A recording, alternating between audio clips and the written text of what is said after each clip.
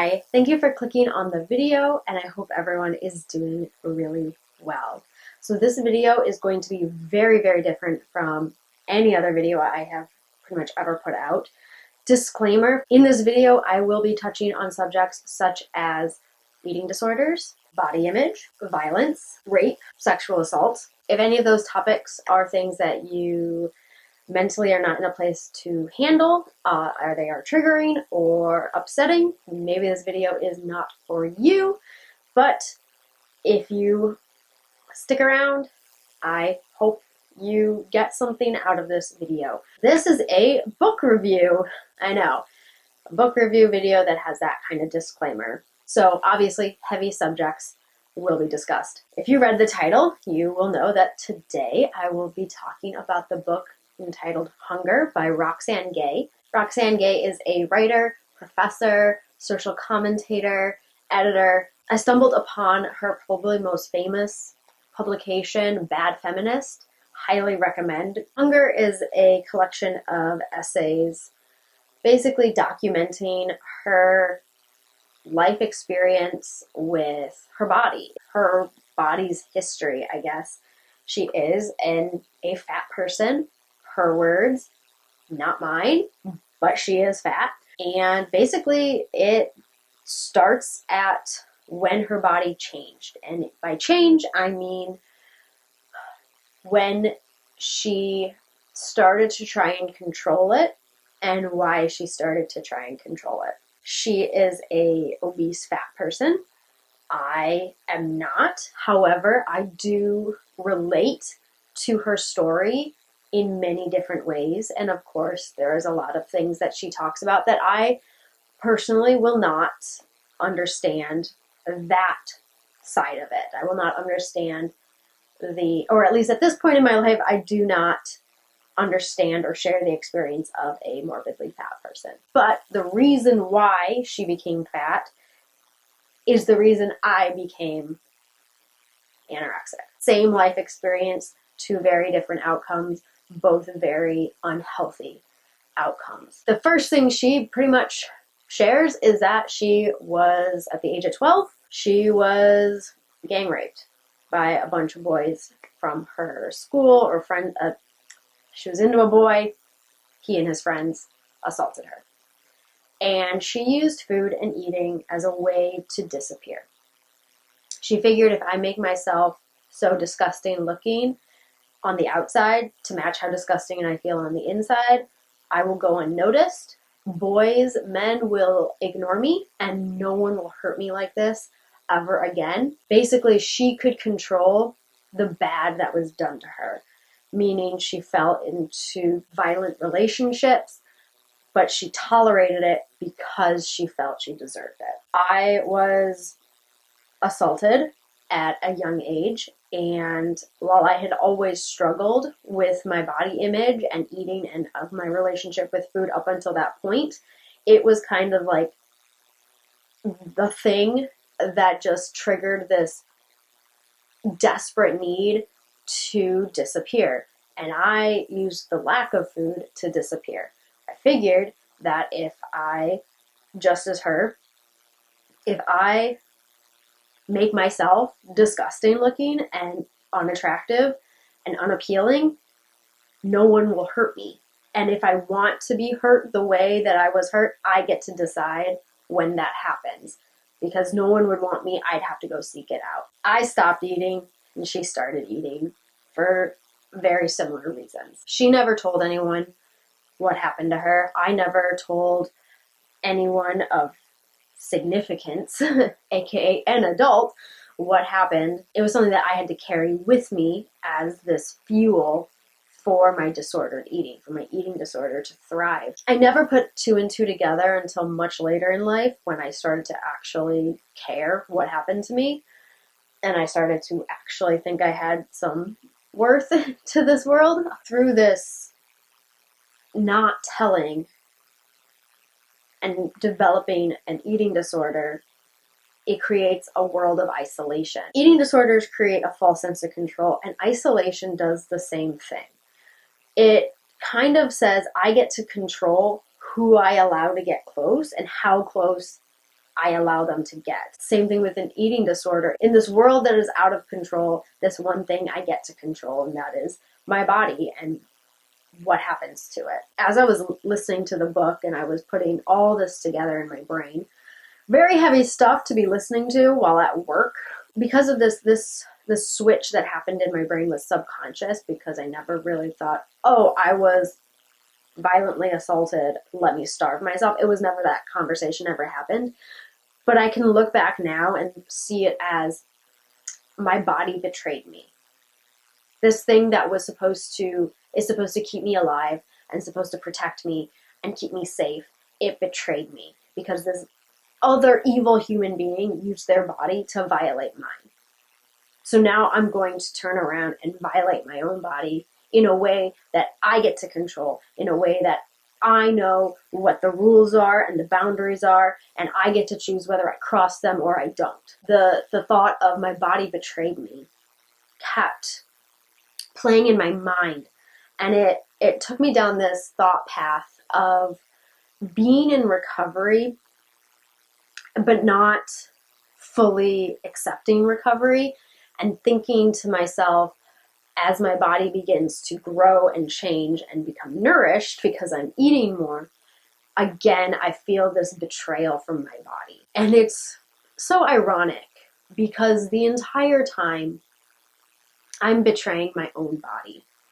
I am telling my body that you do not know what's best for me. And if you do know what's best for me, I don't want it because I don't deserve it. And so, yeah, again, really great stuff to be processing while at work surrounded by strangers. Really good key. So probably if you are going to read or listen to this book, maybe do it not at work. I always knew, and I always say, like, I'm not the only one who thinks a certain way or has the weird thoughts that I have or has experienced the things that I've experienced. There has to be at least one other person, but I've never really heard from another person's brain, from their own words, my story.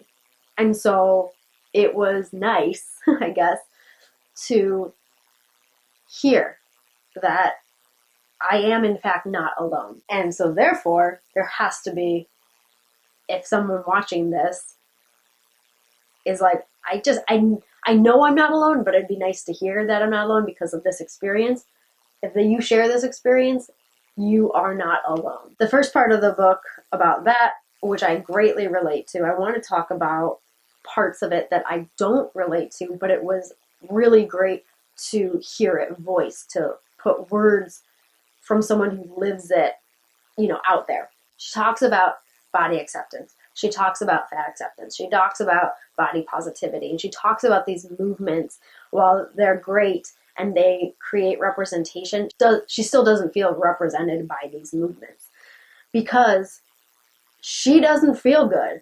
She acknowledges that she does not feel good. She acknowledges that her body is not optimal. Like, she's in pain. She talks about how hard things are for her body, and she knows exactly why. In my videos, I talk and react to people who are very adamantly against those types of movements and saying how people are lying in these movements because they're saying that they feel great. And I'm sitting here like, here is a person. She's telling the truth. She's telling how it is. She's saying, I can't walk upstairs. She's saying I'm out of breath.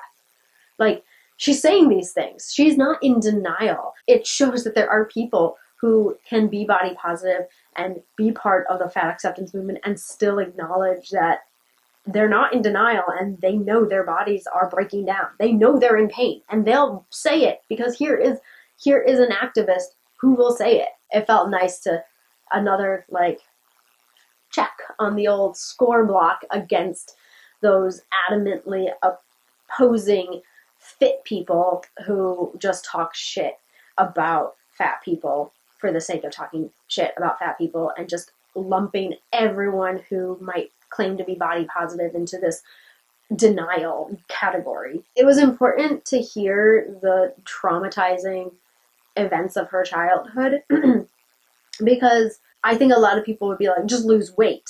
Well, you can lose weight, but you don't lose the weight of that traumatizing event if you do not address it.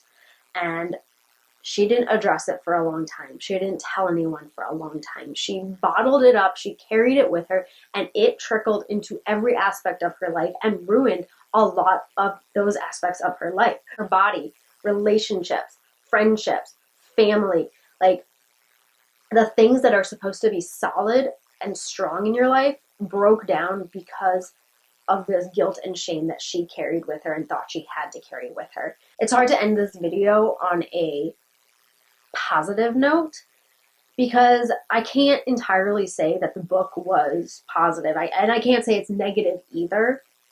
It was a really good book and I highly recommend it. I think a lot of people will get different things out of it, just like I got different things out of it. It helped with my own thought processes around things, around subjects, around experiences that I've had, around relationships that I had. Like when she talks about allowing herself to stay in domestically violent, emotionally manipulative relationships, I'm literally sitting there listening to my own life. And so it was a very enlightening book.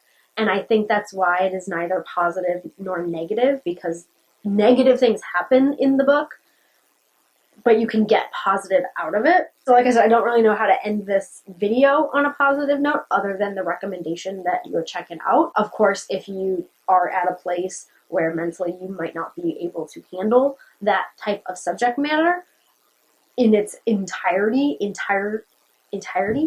and the depth that she goes into, of course, hold off until you feel, emotionally and mentally strong to tackle that kind of subject matter. But I would recommend it at some point in your life, whether you've struggled with food problems, eating problems, body image, or anything like that, whether you have or not, it's a good read. You might have struggled with, abusive relationships. It's a good read. I wasn't planning on ever doing a book review like this. And not necessarily a book review, just sort of the insight that I got from a book, I guess. It popped up on my recommended on this audiobook app that I use.